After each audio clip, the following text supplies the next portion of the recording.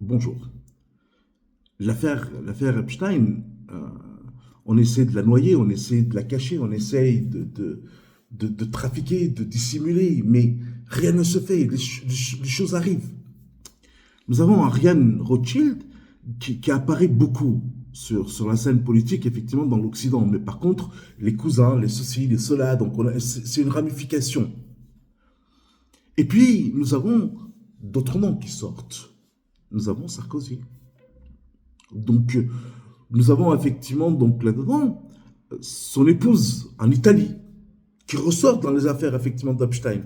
C'est nous avons effectivement donc les dirigeants au niveau donc des consultants, des directeurs au niveau de Rothschild qui sont les alliés de Macron, qui sont les alliés de Sarkozy, qui sont les alliés effectivement de la famille en Italie. C'est toute une ramification qui est là où l'information circule, l'information commence effectivement à prendre forme, où, soi-disant, effectivement, donc les bureaux de Rothschild sont perquisitionnés, mais perquisitionnés par rapport à quoi?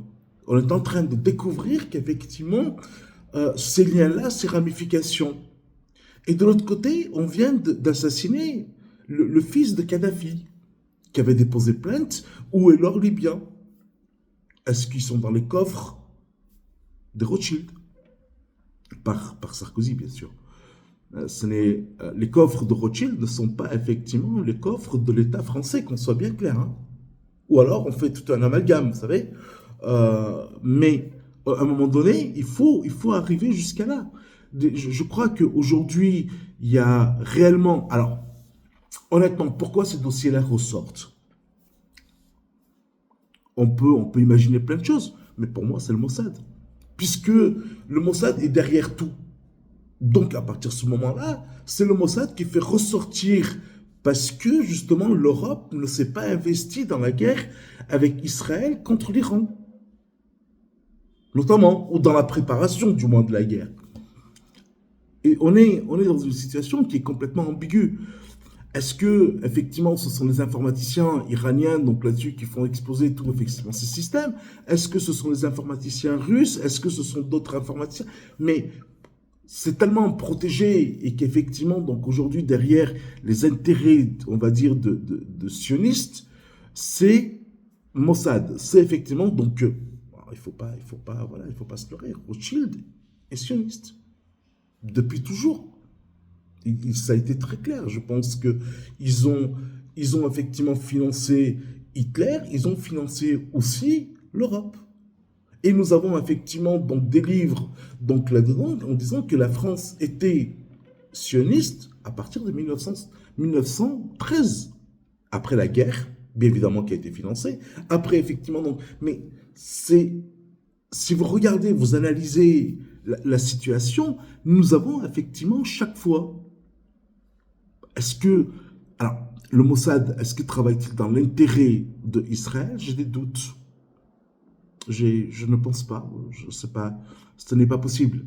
Lorsqu'on travaille dans l'intérêt d'un pays, d'une population, d'une religion, d'une idéologie, c'est, on a des limites. Il y a une morale.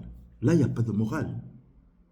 Là, il n'y a pas de morale. Ce sont des violeurs, des buveurs de sang d'enfants, des séquestrations, des sacrifices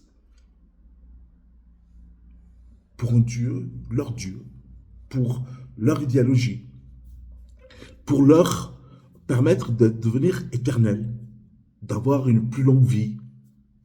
Bon, mais ils le payent très cher aujourd'hui. Je crois que l'éveil qui est en train de se faire au niveau monde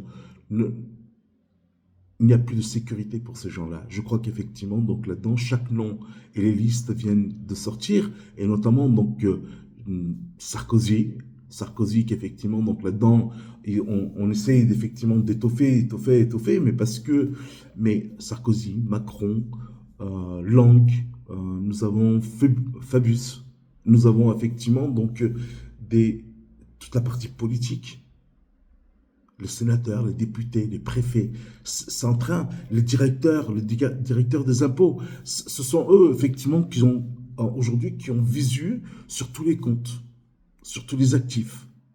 des contribuables, parce que politique ou pas, qu'il soit dans l'affaire Epstein ou pas, il est contribuable. Qui ne paye pas, ça c'est un autre débat. Mais la vérité est en train d'arriver et je crois que elle est glaciale, cette vérité. Elle est glaciale. Merci.